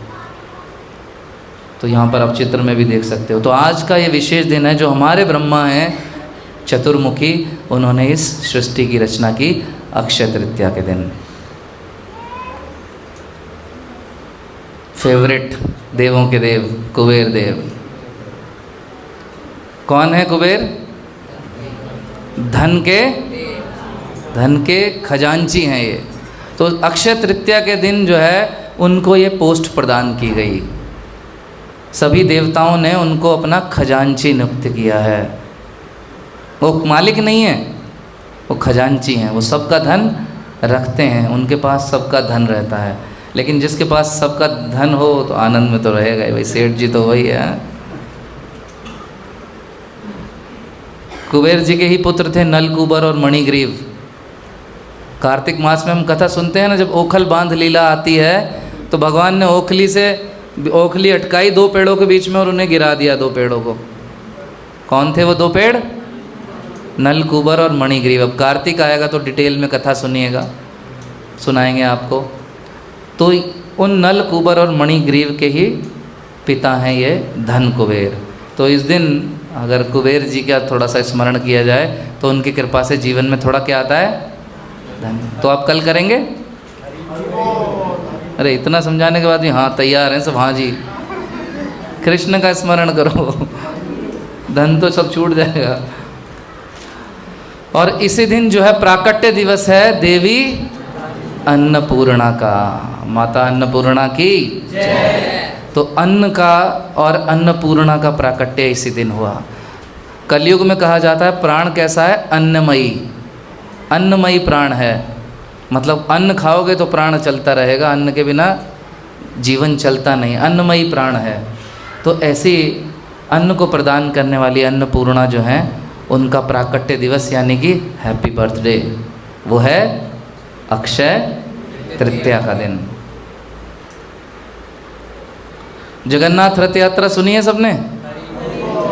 बोलो जगन्नाथ बलदेव सुभद्रा महारानी की जय। तो जगन्नाथ रथ यात्रा जगन्नाथपुरी में होती है और विश्व प्रसिद्ध है ये। इस वर्ष कितनी तारीख को हो रही है? लिखा है कहीं? नहीं लिखा। 1 जून। 1 जून के दिन जगन्नाथ बलदेव सुभद्रा महारानी अपने मंदिर से बाहर निकलते हैं दर्शन देने के लिए भक्तों को। क्यों? वो क्यों निकल रहे हैं? अंदर जाके दर्शन कर लो उनके। उस मंदिर का ये गुण है कि वहाँ केवल अब हो गया है कि केवल इंडियंस ही प्रवेश कर सकते हैं। अगर आप थाईलैंड से आए हो, जर्मनी, जापान, अमेरिका, न्यूयॉर्क, किसी और देश से आए हो, चाइना से आए हो, तो तुरंत आपको क्या चलेगा? थांबा वापसी जाओ। आप अंदर नहीं जा सकते, बाहर से ही कहा जाएगा चक्र का दर्शन कर लो। नाम आचार्य श्रील हरिदास ठाकुर, वो जाति से कौन थे? मुस्लिम थे। कौन है कृष्ण लीला में? वो वास्तव में ब्रह्मा जी हैं। जब ब्रह्म विमोहन लीला हुई, उन्होंने सब ग्वाल बालों को उठा लिया, उनके मित्रों को, गायों को सब चुरा के ले गए ब्रह्मा जी। ये टेस्ट करने के लिए देखने आए थे कि भगवान कौन है। भगवान ने अवतार लिया है तो देखा कि अरे ये बालक, ये भगवान ग्वालों के मुंह से निकाल के खाना खा रहा है, ग्वालें अपने मुंह से झूठा निकाल के इसके मुंह में डाल रहे हैं, ये भगवान थोड़ी हो सकता है। भगवान तो वो हैं जो बैकुंठ में हैं। लाखों लाखों लक्ष्मियाँ जिनकी सेवा में लगी हैं। चिंतामणि प्रखर सदमेशु कल्प वृक्षा लक्षाव्रतेषु सुरभीर अभिपालयंतम लक्ष्मी सहस्त्र समभ्रम सेव्यमानम गोविंदम आदि पुरुषम तम हम भजामी। ब्रह्मा जी प्रार्थना कर रहे हैं। भगवान वो हैं जिनकी सेवा में लाखों लक्ष्मियाँ लगी हैं और यहाँ ये ग्वालों के साथ खेल रहे हैं। तो उसके बाद ये पूरी एक स्टोरी है, पास टाइम है। बाद में ब्रह्मा जी को पता लगता है कि अरे यही भगवान है। जब ब्रह्मा जी देखते हैं कि मैं तो सारे सबको ले गया, अब देखता हूँ ग्वाला क्या कर रहा है, नीचे आते हैं तो देखते हैं वहाँ भी सारे ग्वाल बाल हैं, गैयाँ हैं वैसी की वैसी। और फिर कहते हैं ये यहाँ कैसे आए? मैं तो ब्रह्मलोक में छोड़ के आया हूँ। भागे भागे जाते हैं ब्रह्मलोक, देखते हैं यहाँ भी हैं सब। उनकी बुद्धि चकरा जाती है कि हो गई बेटा मिस्टेक, अब मारा जाऊंगा। ऑफिस में होता ना, जैसे कई बार बॉस का टेस्ट लेता है, बॉस पकड़ लेता है कि अब हो गया काम भैया। कांपता हुआ पहुंचते हैं फिर बॉस के कैबिन में, ऐसे ही कांपते हुए पहुंच रहे हैं। गोविंदम आदि पुरुषम तमहम भजामि।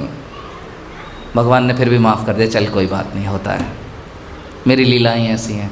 लेकिन फिर उन्हें रिग्रेट हो रहा है, तो उन्होंने क्या किया? जब गौरांग महाप्रभु के रूप में कृष्ण आए तो उस लीला में बनकर आए नामाचार्य श्रील हरिदास ठाकुर और मुस्लिम परिवार में जन्म लिया कि यही मेरी सज़ा है कि मैं कभी जगन्नाथ मंदिर में प्रवेश नहीं कर सकता। सबसे शुद्ध भक्त हैं, नाम के आचार्य हैं, जिनसे एक बार कोई मिल ले, एक बार छू लें किसी को, वो किसी को एक बार हरिनाम बोलने के लिए कह दें तो भगवान का वो हरिनाम उसके हृदय में पूर्ण प्रकाशित हो जाता था। ऐसे नामाचार्य श्रील हरिदास ठाकुर। तो वो क्या किया करते थे? उनको भी प्रवेश नहीं था, केवल बाहर से सुदर्शन का दर्शन किया करते थे। तो ये जो जगन्नाथ यात्रा है, फिर भगवान निकलते हैं ऐसे भक्तों को दर्शन देने के लिए जो मंदिर में अंदर नहीं आ सकते, उनको दर्शन देने के लिए स्वयं बाहर आ जाते हैं। बोलो जगन्नाथ बलदेव सुभद्रा महारानी की जय। इतने दयालु भगवान हैं, क्या कहना उनका। तो उनका जो रथ है उसको बनाने का जो प्रारंभ है वो कब से होता है? अक्षय तृतीया से। कल से शुरू हो जाएगा। आपको आगे बताएंगे, इतना आसान नहीं है। जिस लकड़ी से बनता है उसको उठाने के लिए इतनी कंडीशन है, क्या बताएं। ऐसा नहीं कि गए किसी भी लकड़ी से बना दिया।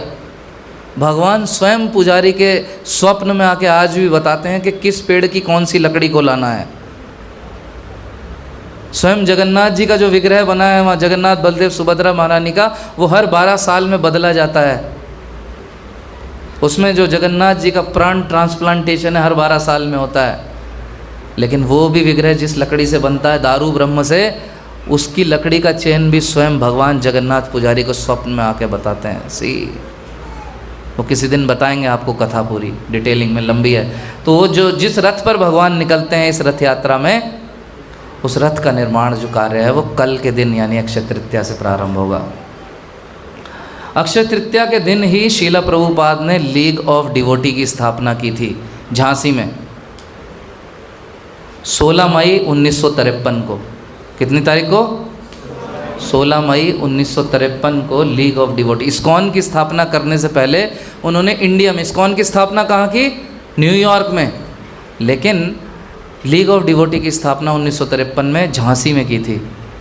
ये तो हम इंडियंस बहुत महान हैं, कुछ संस्था वगैरह चलने का देते हैं, जहाँ भक्ति की बात हो नहीं चलने दिया। लेकिन जब वही संस्था शिला प्रभुपाद ने इस्कॉन नाम से न्यूयॉर्क में उसका रजिस्ट्रेशन किया, तो फिर शिला प्रभुपाद ने संपूर्ण विश्व में हरि नाम का डंका बजा दिया। बोलो जगत गुरु शिला प्रभुपाद की जय। और मुख्यतः कल से प्रारंभ हो रही है चंदन यात्रा। अरे वो तो भगवान को कल से लगाया जाएगा चंदन सा बदन।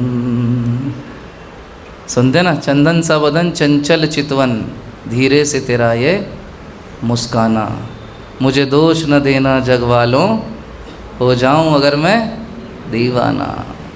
ये सुना हमने फिल्मों में है, वो सब किसी हीरोइन वगैरह के ऊपर था, लेकिन वो नकली है। उस हीरोइन को आज देखो कैसी है वो चंदन सा बदन क्या बन गया। लेकिन ये कृष्ण के लिए है वास्तव में। ये भजन जिसने भी लिखा, ये कृष्ण के लिए होना चाहिए। तो भगवान बहुत सुंदर लगते हैं चंदन यात्रा में। नीचे एक नंबर लिखा हुआ है, उसको आप नोट कर सकते हैं। इस नंबर को लिख लीजिए, काम आएगा। चंदन यात्राओं में सेवा का बहुत महत्व है। हमारे मंदिर पे भी बहुत सेवा रहेंगी चंदन यात्रा में। तो वो सेवाएं अगर किसी के हृदय में कुछ सेवा करने का मन है, इस नंबर पे कॉल करके वो सेवा के लिए आ सकता है। पैसे नहीं मांगेंगे इसमें, आपसे सेवा करना, शारीरिक श्रम। गारा नहीं खुलवाएंगे, चिंता मत कर, ईंटें नहीं उठवाएंगे, भगवान की कुछ सेवा होगी। एक सुंदर पास टाइम है। इनका दर्शन कर किया है कहीं किसी ने? कौन से भगवान है ये? बोलो भगवान श्रीनाथ की जय। तो श्रीनाथ भगवान जी की कृपा से जो है ये चंदन यात्रा प्रारंभ हुई। वैसे समय काफ़ी हो गया, सुनना चाहेंगे क्या फिर भी? काफ़ी जल्दी ले आए जल, धन्यवाद।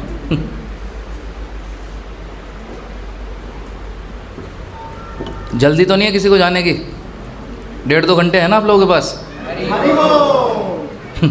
मुस्कुरा रहे हैं, चिंता नहीं, 15 मिनट 10 मिनट चलो, ठीक है। तो एक बहुत ही महान आचार्य हुए श्रीपाद माधवेंद्रपुरी। कौन?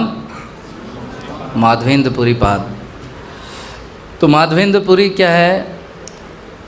गोवर्धन की परिक्रमा किया करते थे, गोवर्धन जी पर रहा करते थे। वहाँ पर एक स्थान है गोविंद कुंड। कौन सा कुंड? गोविंद कुंड पर रहा करते थे। तो वहाँ पर रहते थे। बस वो एक ऐसे ब्राह्मण थे जो कुछ मांगते नहीं थे। वो वाले नहीं थे कि चलते फिरते को रोक रहे हैं, दे दे दे दे, नहीं दिया तो यहाँ टाइट देख रहे हैं, वो वाले नहीं थे। किसी ने दिया तो भोजन कर लिया, किसी ने नहीं दिया तो हफ्ता भर भी ऐसे के ऐसे ही हैं। मांगना नहीं है किसी से, केवल मुख पे हरि का नाम सदैव सदैव, हरे कृष्ण कृष्ण कृष्ण हरे हरे, हरे राम राम राम हरे हरे। तो माधवेंद्रपुरी पाद सदा भजन किया करते थे। धूप में बैठे भजन कर रहे थे पेड़ के नीचे। तो एक बालक आया दूध का लोटा लेके, ग्वाला। कह रहे बाबा ये लो, मेरी मैया ने जो है दूध भेजो है, या है पी लो, बहुत बढ़िया हमारी गैयन का दूध है। अब उन्होंने स्वीकार कर लिया, मांगते तो थे नहीं, कोई दे जाए तो ले लिया उन्होंने। वो बालक चला गया दूध देके, उन्होंने दूध पिया तो उन्हें दिव्य आनंद आ गया। दूध तो मैंने अपने जीवन में बहुत पिया, ये कैसा विशेष दूध है, ऐसा लग रहा है जैसे इस जगत का है ही नहीं, इतना आनंद। तो फिर अगले दिन इंतज़ार करेंगे अगर वो बालक आ जाए। वैसे तो वैरागी हैं, ऐसा सोचते भी नहीं, लेकिन फिर भी मन में भाव आ रहा है फिर वैसा दूध आ जाए। उसका वो बालक भी बड़ा प्यारा था। तो अगले दिन फिर वो बालक आया, अरे बाबा दूध पी लो। बाबा से पूछा बालक ने, अरे तुम्हें कैसे पता कि मैं भूखा रहता हूँ यहाँ पे? कि नहीं, मेरी मैया पनघट पे जब इधर आती है पानी लेके जाती है तो वो देखती है तुम यहाँ बस बैठे भजन करते हो, किसी से कुछ मांगते ही नहीं हो, और मैं हूँ बड़ा आलसी, तो मेरी मैया मुझे कहती है जाके थोड़ा काम कर ले, ये ले दूध और बाबा जी को दे आ। तो मैं अपनी माँ का आज्ञा पालन करने के लिए आपको दूध का लोटा देने आ जाता हूँ। तो माधवेंद्रपुरीपाद बड़े प्रसन्न, उन्हें आनंद आने लगा। इस चलती रही घटना। तो एक रात जो है माधवेंद्रपुरीपाद जो है सोए हुए थे। उनके स्वप्न में जो है भगवान श्री गोपाल जो है वो प्रकट हुए और श्री गोपाल ने उनको स्वप्न में कहा, हे माधवेंद्रपुरी, जहाँ तुम रहते हो तुम्हारी झोपड़ी के सामने जो टीला है ना, आप जाएंगे अगर गोविंद कुंड तो देखेंगे वहाँ टीला है। माधवेंद्रपुरीपाद की जो भजन कुटीर है छोटी सी है। आजकल हम अपने घरों को छोटा कहते हैं, किसी का 30, 40, 60 स्क्वायर मीटर का है, 200 के भी लोग छोटे बताते। तो आप देखेंगे कितने बाई कितने 5 बाई 5 की कुटिया, 5 बाई 5 मीटर नहीं फीट, 6 बाई 6 की तो भगवान गौरांग महाप्रभु की थी, इनकी 5 बाई 5 की है। उस छोटी सी कुटिया में और स्वप्न में आके गोपाल जी कह रहे हैं कि तुम्हारी कुटिया के सामने ये जो टीला है ना, मैं बहुत हजारों साल से इस टीले के नीचे बंद हूँ, दबा हुआ हूँ, यहाँ बहुत गर्मी है माधवेंद्रपुरी, मुझे बाहर निकालो। तो हड़बड़ा के माधवेंद्रपुरीपाद उठे कि ये कैसा स्वप्न है। उन्हें पता था सामने टीला है मेरी कुटिया के। तो उन्होंने तुरंत ये घटना जो है गांव वालों के साथ शेयर की और गांव वालों ने फिर मिलके क्या प्रयास किया, उस टीले को खोदा और वहाँ से निकले सुंदर श्री गोपाल जी की जय। तो ये देख रहे हैं आप, माधवेंद्रपुरीपाद की कृपा से जो है उस टीले से प्रकट हुए श्री गोपाल। सारे गांव वाले पूर्ण रूप से आनंदित हो गए। और माधवेंद्रपुरीपाद की ख्याति पहले तो थी ही, लेकिन इस घटना के बाद उनकी ख्याति और अधिक बढ़ गई कि भगवान जिस व्यक्ति के स्वप्न में आके स्वयं बता रहे हैं कि मैं यहाँ हूँ, तो ये कितने महान संत हैं। फिर उनकी बात सब मानने लगे। उसके बाद माधवेंद्रपुरीपाद ने कहा, उनको स्थापित किया श्री गोपाल जी को और सभी गांव वाले से कहा कि अब सब जो है भोग बना कर लेके आएंगे। भगवान की सेवा के लिए, उनको भोग लगाने के लिए सभी अपने घरों से जो जो उनको अच्छे से व्यंजन बनाने आते हैं वो सब बना के लेके आएंगे। किसी को पास्ता अच्छा आता है, किसी को मंचूरियन, किसी को इटालियन, सब बना के लेके आ रहे हैं। किसके लिए? श्री गोपाल के लिए। देखिए खूब भोग लग रहा है। भगवान की स्थापना हो गई टीले के ऊपर। माधवेंद्रपुरीपाद और सभी गांव वाले जो है रोज़ भोग लगा रहे हैं। 56 नहीं, 56 से भी अधिक रोज़ भगवान का अभिषेक हो रहा है। कि गर्मी लगी थी भगवान को, ठंडे ठंडे सरोवर के गोविंद कुंड के जल से, जमुना जी के जल से खूब अभिषेक चल रहा है। 56 भोग चल रहे हैं वहाँ, खूब माहौल बन गया एकदम। ये सब घटना हो ही रही है। फिर से गोपाल जी जो है श्री गोपाल, ये श्री गोपाल कौन है? जो अब श्रीनाथ जी के नाम से जाने जाते हैं, जो श्रीनाथ द्वारा में स्थापित हैं। लेकिन पहले इनका प्राकट्य कहाँ हुआ? गोवर्धन पर। तो स्वप्न में फिर से आए माधवेंद्रपुरीपाद के, और स्वप्न में क्या कह रहे हैं? स्वप्न में आके, हे माधवेंद्रपुरी, तुम मेरा अभिषेक तो कर रहे हो, लेकिन क्या है, ये जो एरिया है ना यूपी का, यहाँ गर्मी बहुत है भाई। अभी गर्मी बढ़ गई है। सोचिए गोवर्धन जी पे आपको बैठा दें पूरे दिन तो क्या हाल होगी? टैनिंग हो जाएगी सब। तो भगवान कह रहे हैं तुम अभिषेक तो कर रहे हो, लेकिन गर्मी फिर भी बहुत है। तो एक काम क्या करो, तुम मुझे मलयगीर के जो मलयगीर पर्वत पे जो चंदन मिलता है ना, वो लेकर आओ और मेरे शरीर पर क्या करो? चंदन का लेप करो। फिर से हड़बड़ा के उठे माधवेंद्रपुरीपाद। अरे तुम तो डिमांडिंग होते जा रहे हो गोपाल जी। जिस प्रकार हम मदन मोहन जी की कथा सुनते हैं और सनातन गोस्वामी के स्वप्न में आके उनसे डिमांड करते हैं कि भाई रोज़ ये आटे की लोई मुझे तुम सामने मेरे चढ़ा देते हो, नेक नमक तो डाल दिया करो इसमें। तो सनातन गोस्वामी कहता है, अरे आज नमक मांग रहे हो, कल कहोगे घी ला दे, मेरे बस की नहीं, अपने नमक का इंतजाम खुद कर लो। लेकिन माधवेंद्रपुरीपाद ने क्या कहा, अच्छा डिमांडिंग हो रहे हो, लेकिन मुझे तुम्हारी बात माननी तो है मेरे गोपाल। क्योंकि गोपाल क्या है? श्रीनाथ जी क्या है? भगवान का बाल रूप है। ये भी स्वयंभू हैं बांके बिहारी जी की तरह। और जैसे बांके बिहारी जी बाल रूप में भगवान है, वैसे ही ये श्री गोपाल जी बाल रूप में है। तो फिर माधवेंद्रपुरीपाद चल दिए। ठीक है, अपने 2 शिष्यों को तैयार किया, ट्रेनिंग दी कि कैसे भगवान की सेवा करनी है। उनको अपॉइंट करके निकल गए मलयगीर चंदन लेने। कहाँ है मलयगीर? जगन्नाथपुरी। क्या किया उन्होंने? तुरंत फ्लाइट बुक की और चले गए 2 घंटे में जगन्नाथपुरी। नहीं, अच्छा उस टाइम फ्लाइट नहीं थी, ट्रेन बुक करी, ओला उबर। एक लाठी ली, उसमें बांधी एक पोटली, रखी कंधे पे और हरे कृष्ण कृष्ण कृष्ण हरे हरे, हरे राम राम राम हरे हरे। चल दिए, निकल लिए, चलते जा रहे हैं, चलते जा रहे हैं, जगन्नाथपुरी पहुंचने वाले हैं। जगन्नाथपुरी की बाहरी सीमा पर एक स्थान है रैमुना। क्या? रैमुना। तो रैमुना पहुँचे। रैमुना में बड़ा सुंदर मंदिर है जिसका नाम है खीर चोरा गोपीनाथ। क्या? खीर चोरा गोपीनाथ। तब उसका नाम क्या था? सिर्फ गोपीनाथ मंदिर। माधवेंद्रपुरी पाद के पहुंचने से पहले खीर चोरा गोपीनाथ नहीं थे, वो थे सिर्फ गोपीनाथ। उन्हें खीर चोरा बनाया माधवेंद्रपुरी पाद ने। जिस तरह रणछोड़ हैं, माखन चोर हैं, इस तरह अब क्या है? खीर चोर। देखिए भगवान खीर भी चुरा रहे हैं, अभी सुनेंगे आप कैसे चुरा रहे खीर। तो माधवेंद्रपुरी पाद जब रैमुना पहुँचे तो विश्राम करने के लिए गोपीनाथ मंदिर में रुके। जब गोपीनाथ मंदिर में रुके तो उन्होंने देखा वहाँ भगवान की जो है बड़ी विशेष सेवा होती है, बहुत विशेष भोग लगता है उनको, बड़ी स्वादिष्ट खीर का। तो भगवान किसी सेवा को देख रहे हैं माधवेंद्रपुरी पाद। वैरागी ब्राह्मण है लेकिन फिर भी उत्तम वैष्णव हैं, अपने लिए नहीं सोचते, लेकिन फिर भी क्या सोच रहे हैं कि अगर मुझे ऐसी खीर बनानी आ जाए तो मैं इन जो पुजारी, जो कुक ये रेसिपी बना रहे हैं उनसे रेसिपी ले लूं, तो फिर जब मैं लौट कर जाऊंगा गोवर्धन तो फिर अपने गोपाल को भी ऐसी खीर बना कर खिलाऊंगा। और ये सोचते सोचते फिर सोच रहे हैं, और जब वो भोग लगा लेंगे तो उसके बाद जब मैं प्रसाद पाऊंगा तो कितनी मज़ेदार होगी खीर। कभी सोच नहीं रहे खाने पीने की बात, लेकिन रैमुना में इस खीर का आनंद लेने का, रस आस्वादन लेने का सोच लिया। अब उधर गोपीनाथ देख रहे हैं, मुस्कुरा दिए। माधवेंद्रपुरी पाद फंस गए तुम भी आज, चलो कुछ तो मांगा। तो ये घटना हुई, भगवान को भोग लगा खीर का प्रतिदिन की भांति। मंदिर के पट बंद हुए, सब चले गए, पुजारी अपने घर चले गए। मंदिर में ही जो उनके परिसर में जो कुटिया थी, पुजारी सो लिए। माधवेंद्रपुरी पाद अपना गांव में चले गए किसी वृक्ष के नीचे सोने के लिए, घाट के आसपास। तो तुरंत जब सोया हुआ था पुजारी तो पुजारी के भाग जाग गए। आज पुजारी के गाल पे लगा थप्पड़, उठ। आँख खोली तो देखा कौन सामने? भगवान गोपीनाथ। बोलो गोपीनाथ भगवान की। बोले सुन पंडित ध्यान से मेरी बात, आज मेरा स्पेशल भक्त आया था मंदिर में, माधवेंद्रपुरी।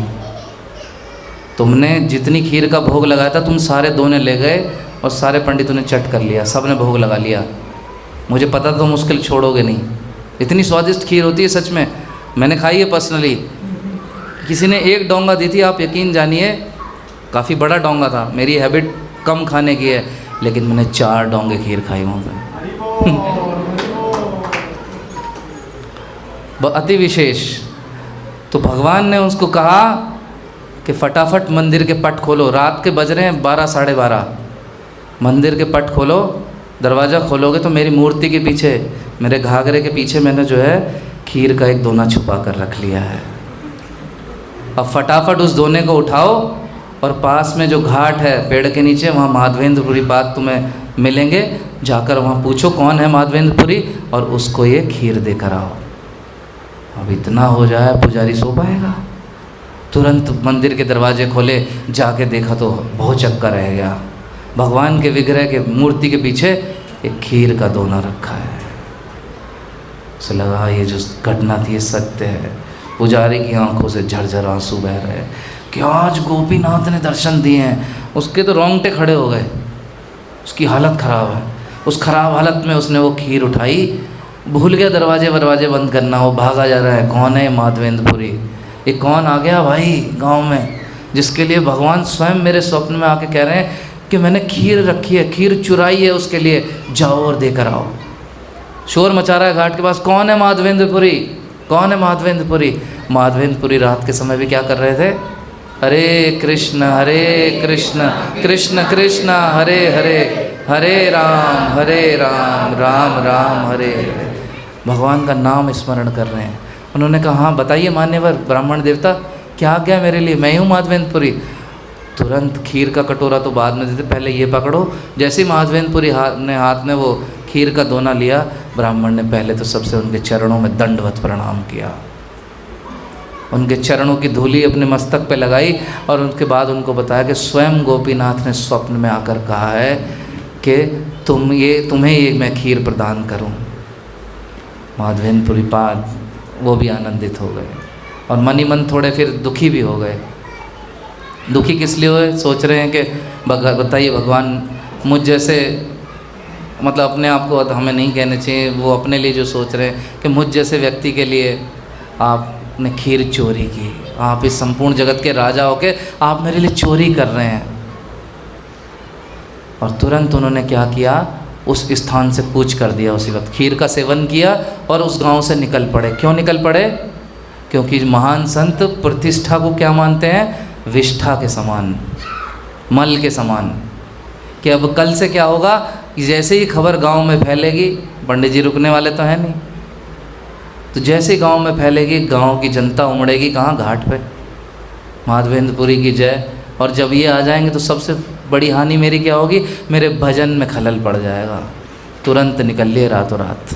हमें पता लग जाएगा, कहीं यूट्यूब पे एक वीडियो वायरल हो गया है कि कल से लोग मिलने आएंगे।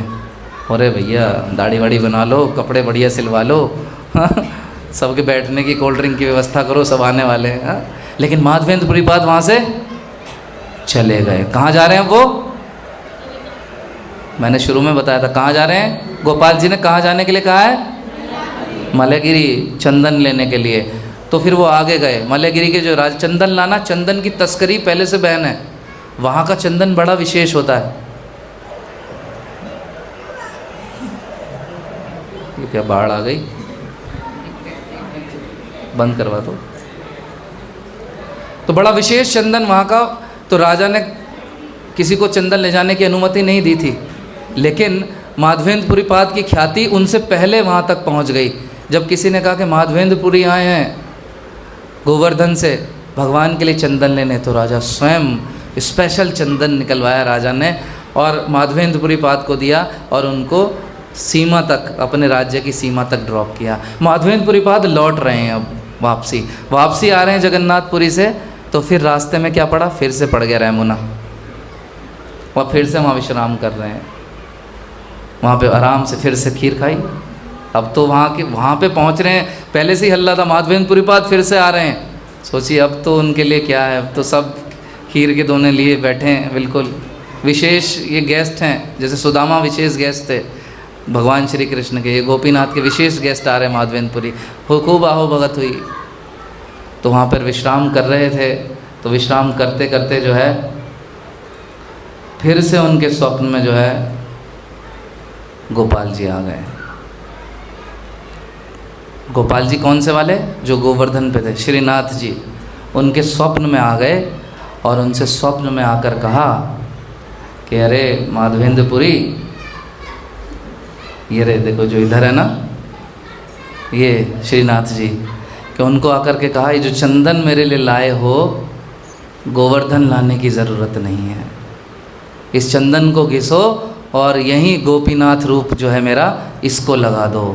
गोपीनाथ और श्रीनाथ में कोई अंतर नहीं है, दोनों मेरे ही रूप हैं। गोपीनाथ को चंदन लगाओगे तो मुझे ठंडक यहाँ गोवर्धन में मिल जाएगी। तो फिर उसके बाद वहाँ चंदन घिसा गया। सब लगे हैं पूरा मंदिर चंदन घिसने में, और भगवान गोपीनाथ को चंदन लगाया हुआ। ये है वो गोपीनाथ, यही है वो गोपीनाथ जिन्होंने दर्शन दिए और फिर चंदन लगाया गया। देखिए अभी चंदन लगा हुआ है इस समय चंदन यात्रा में। और ये हैं श्रीनाथ जी जो श्रीनाथ द्वारा में है, इनको भी चंदन लगाया गया। तो यहाँ से प्रारंभ हुई ये चंदन यात्रा। तो ये कौन सा दिन था? अक्षय तृतीया का। तो ये अक्षय तृतीया से शुरू होती है चंदन यात्रा, और अक्षय तृतीया से लेकर अगले 21 दिन तक रोज़ भगवान को चंदन लगाया जाता है। तो हमारे मंदिर में भी भगवान गौर नटराज दयाल निताय आज आपको गोल्डन रूप में दिख रहे थे, अब अगले 21 दिन तक गोल्डन रूप नहीं दिखाई देगा। कैसे दिखाई देंगे? चंदनमयी, पूरा शरीर चंदन से लिप्त होगा। केवल चरण नहीं, बस आंखें दिखाई देंगी। नैन कटीले तेरे, नैन कटीले, हाँ, केवल उनके कटीले नैन दिखाई देंगे आपको, बाकी सब चंदन ही चंदन, चंदन सा बदन चंचल चितवन। तो आप सभी को बहुत बहुत शुभकामनाएं अक्षय तृतीया और इस विशेष चंदन यात्रा महोत्सव की।